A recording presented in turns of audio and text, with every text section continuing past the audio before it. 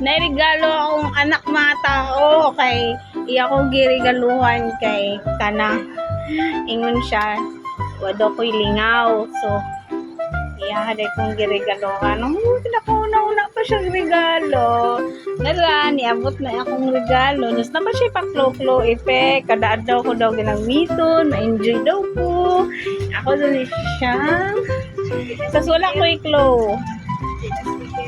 ngayon. Thank you, baby.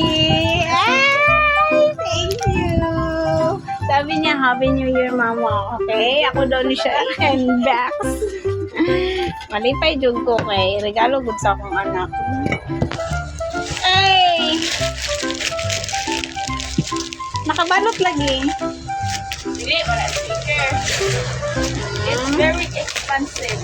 Expensive. Kahit di expensive, basta kay inatag sa kong anak.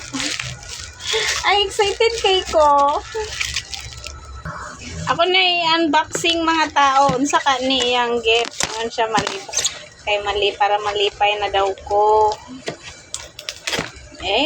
Akong anak kay wala pa na siya i-work ha. Nag-school pa na. Pero nakauna-una siya hatag og regalo sa ako. Hala. Hala. Iayos lang gid og balot.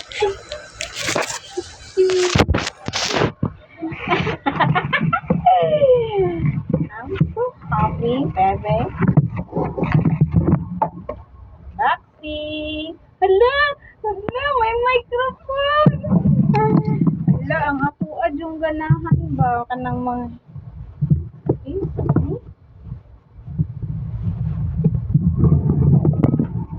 Janay! Hala, galing talaga ng baby na. Nagregalohan ko sa akong anak mga tao. Kabalo manggod siya na hilig ko kanta.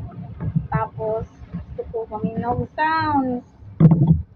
Kaya naguba man lang akong speaker. Hala, nakauna-una gid ako ang baby bye.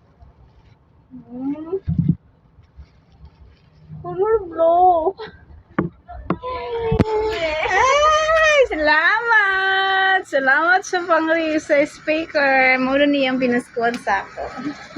Muro ni, thank you! Thank you! There's something between us that will never leave us. There's no letting go. No letting go.